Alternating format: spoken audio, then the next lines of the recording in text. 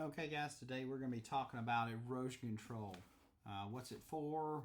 What's the reasoning? Why do we have it? What's the purposes of it? And then how do we maintain it? What's the different styles, different practices? So when the erosion control is brought up, the big nomenclature is BMPs, and what those are is best management practices. So each job has to have a person that is qualified to maintain and install erosion control products and is aware of the erosion control rules and regs. That person is going to have a blue card, is what they call it. They'll have red cards and gray cards for, if I've got mine on me, not it may be on file. But anyways, so that member is going to be licensed by the state of Georgia to have a blue card. If anybody wants to get a blue card, just reach out to us and we will be sure to accommodate you on getting you the course so that you can trained up. But typically all foremans has to have, one person on the job has to have a blue card. Mine is on my deal here, but I will try to find you one here so I show you an example. But anyways, that is a blue card. I've never been asked to prove mine, but from an inspector. But to start a job, to get the permit, we have had to have one of our representatives go out there and sign the documents with our card number on there as a liability and a point of contact with the erosion control. So that's put on record. So when we start a new job, that foreman will have to supply that erosion control card in order for us to get a permit released to us. It does not give us the authority to engineer anything. It does not give us authority to design a product. It gives us authority to put it in per manufacturer specs, as well as put it in as engineer designed. So if he says put it on this line right here, that's where we're putting it. That's it per spec. We are craftsmen, not engineers.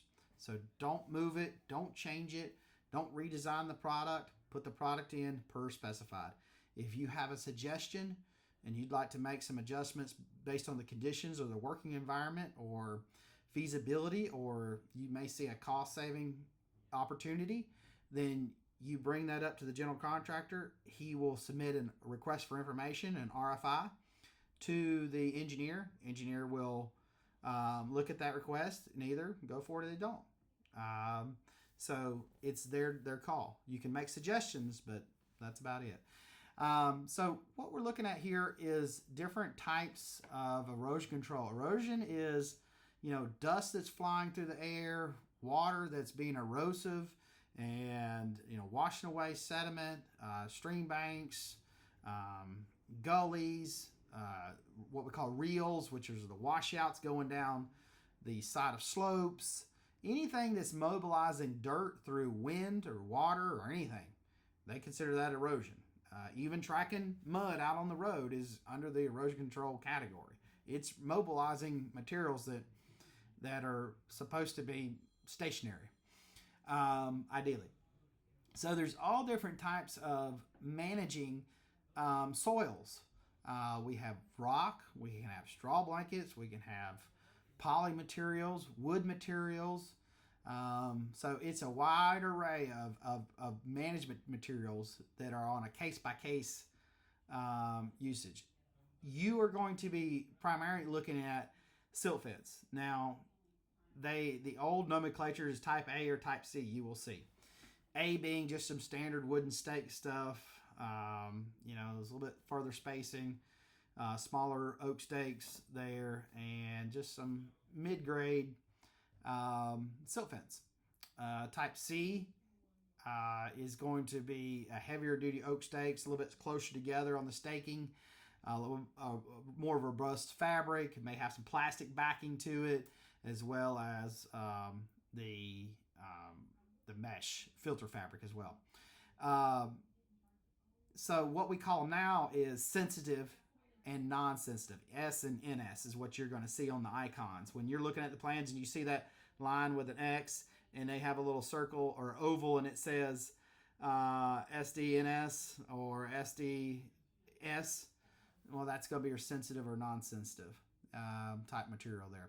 So, looking right here, this is like some NS stuff. It's just plain, type A, nothing fancy. Doesn't have the little plastic mesh or anything like that.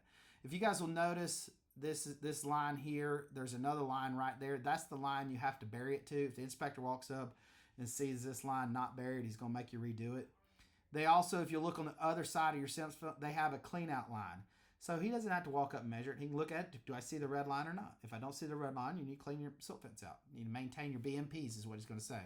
And he's going to shut you down or put you on warning until you clean it out. So after a rainfall event, you're going to walk your silt fence. Make sure anything's not laid over, hadn't been damaged, that it's up to code and up to spec. Looking up here, you've got a product called Straw Blanket. These materials here, you can roll them out. They'll look like this item here. You always want to trench in the top layer here, even at the top, and heel it in real well. And you'll use sod staples or the little short wooden staples or wooden stakes that we call them. And you'll do them across the top every 1.5 feet, and then down the rows, about 3 runs, 1, 2, and 3, about 3 feet apart, facing uphill. And your rolls are always going to go up and down, never side to side, always up and down. These rolls are going to be any slopes that are 2 to 1 or greater. So if you can't walk up it flat-footed and just kind of without leaning down on this slope, it's going to have to be blanketed.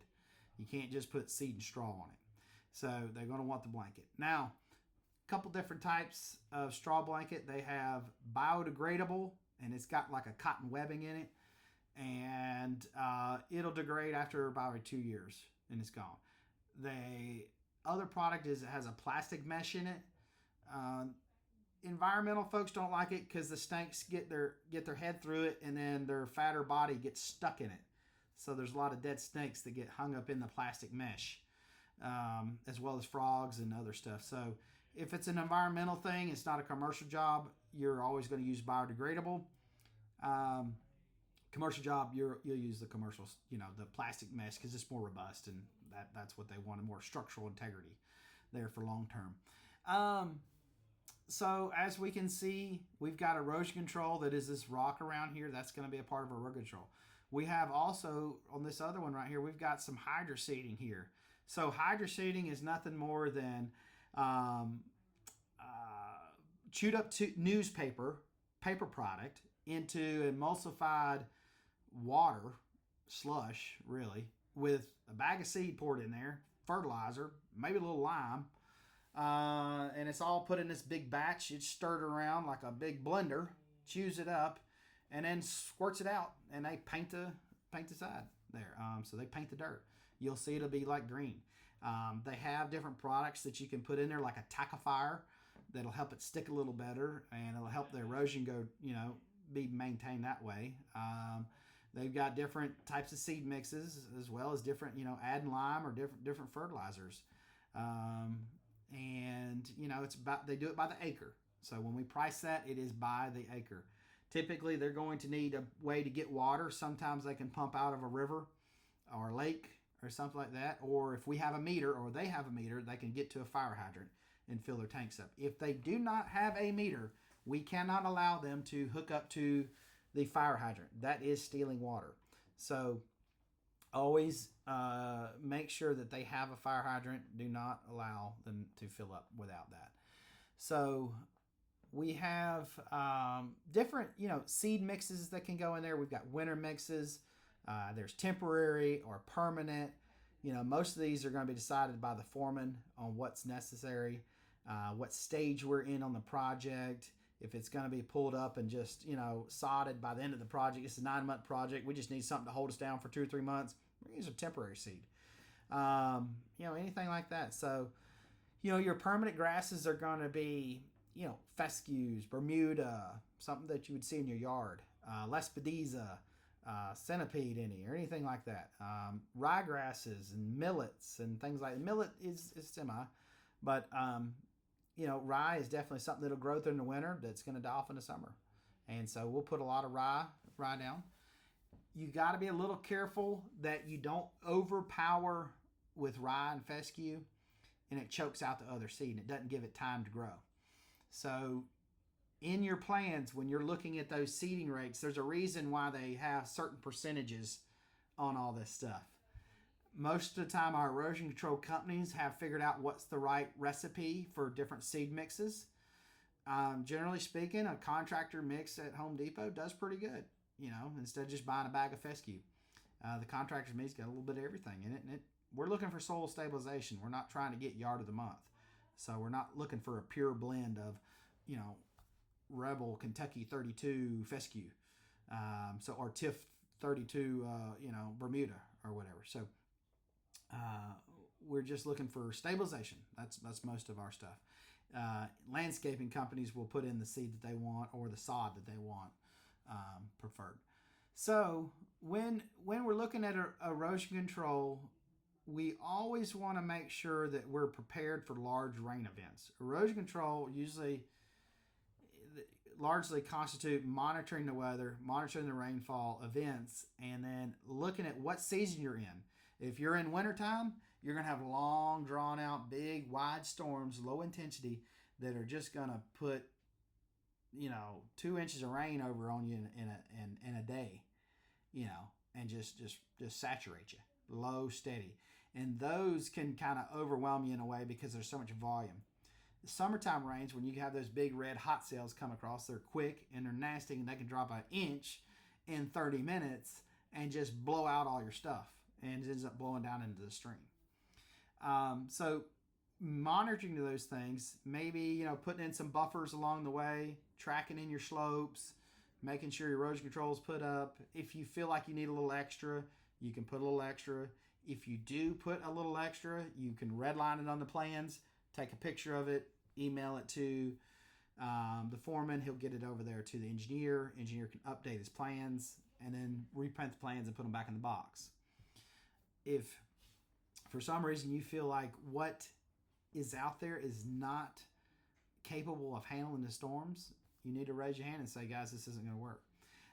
And we can adjust that. It's better and cheaper for us to do preventative stuff and be proactive versus being reactive. So it's very critical we do that. Any type of catch basin, street drain, if it's got an iron grate or a mouth that flows down to a stream, it must be protected.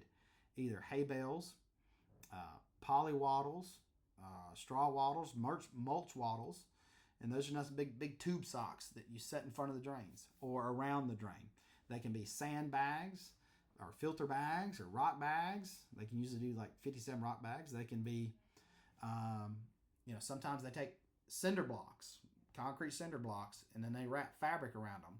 They can do it that way. You usually, when you put them up against, say, a catch basin there and you got the long wattle, put just spacer in there. That way, if it does filter and it gets overwhelmed, it doesn't push it down in there. It can overflow it and still get in there, and it's, through a big storm.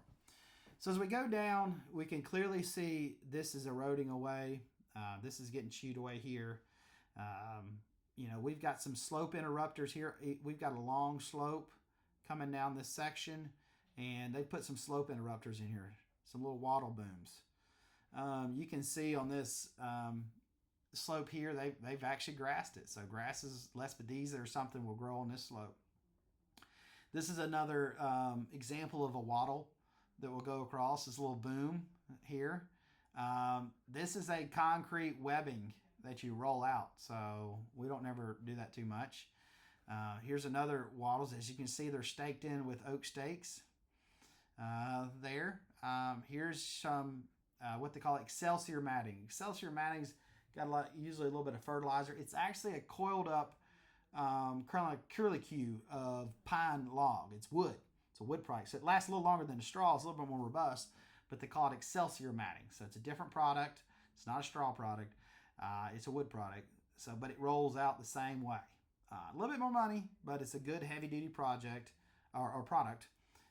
Here you can look over here and you can see them actually putting it in. Here's more of that filter boom that's going down the side. Coming back up here, here's where they've got a couple, booms at the bottom that they've straw matted and locked in the slopes. Things like that. Let's see if we've got. This is an expanded poly material plastic that you spread it out, and it's got these little grids that you just fill in with rock, and it just stabilizes that way. If you'll see that this outside is starting to erode, we don't have any vegetation here to actually stabilize it. The grass doesn't have a strong root system, as well as down here, there's just not enough to stabilize this.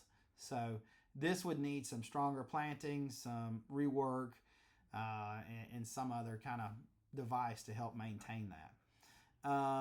This is a form of erosion control because this is actually a filtration. The grass is all set back, the water's getting filtered, things like that. Here's an example of a filter bag that actually goes up under the grate that actually is suspended down there. It's just like a little filter bag that's up under the grates.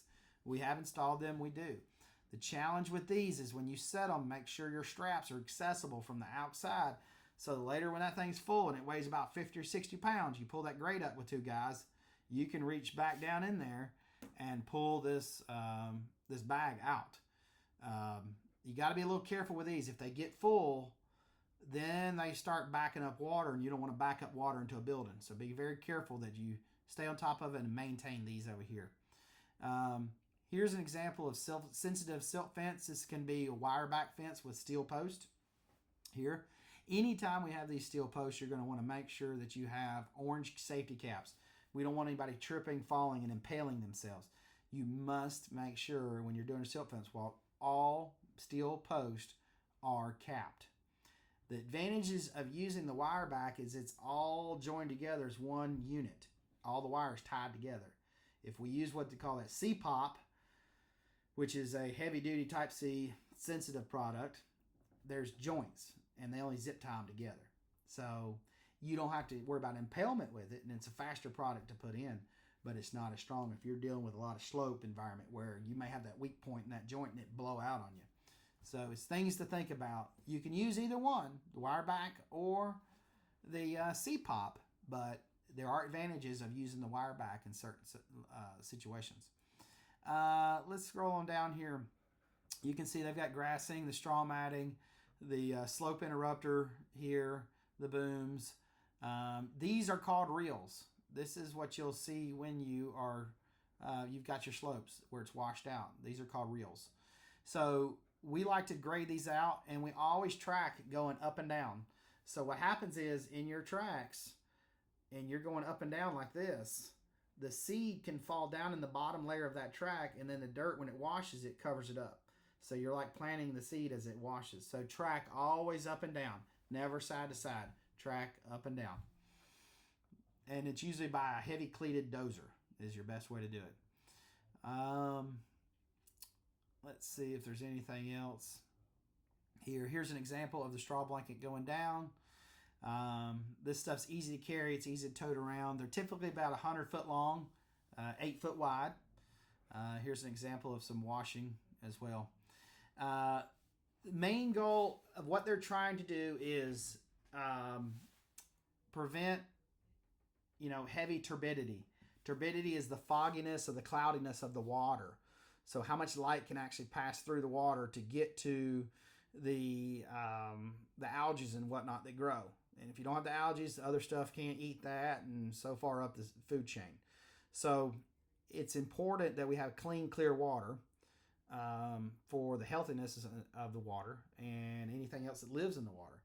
But the other factor is we have water reservoirs all over, the U.S. and everywhere that are dammed up river systems, whether it's Lake Lanier, Altoona, Lake Varner, doesn't matter. If it's drinking water, power reservoir, nuclear plant, Oconee, what happens is if these things start filling up with sediment, the top of the water stays the same, but the bottom of it starts coming up with all the sedimentation, you're getting less water volume.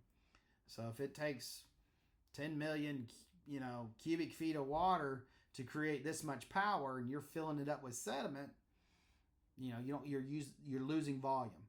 So next time you're going across the Altoona out, heading towards Cartersville, you look to your left and there's Blankenship over there dredging sand continuously out of there and selling that sand. That's all sediment that is washed down from construction projects and from natural river processes.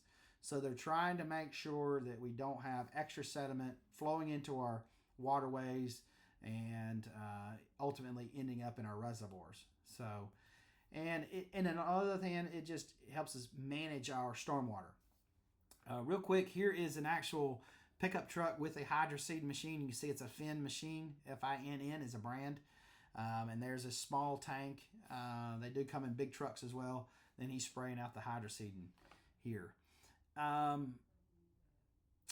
Erosion control is I would say our number one priority below safety there. It's very critical that we do it. It can shut your job down. Is the number one thing that will shut the job down faster than anything besides OSHA. If your road control is out of whack, they will shut you down. So let's make sure that we're keeping our driveway entrances clean. We're not tracking out mud. We're not having dust, blowing on other sites. And we're watching out for the rainstorms, monitoring, walking, checking, looking, doing our reports, things like that. So it's very critical that we maintain our proper BMPs. And if you want to get your blue card, just let us know, and we'll be glad to help you move up the ladder and get your card. Thank you, guys.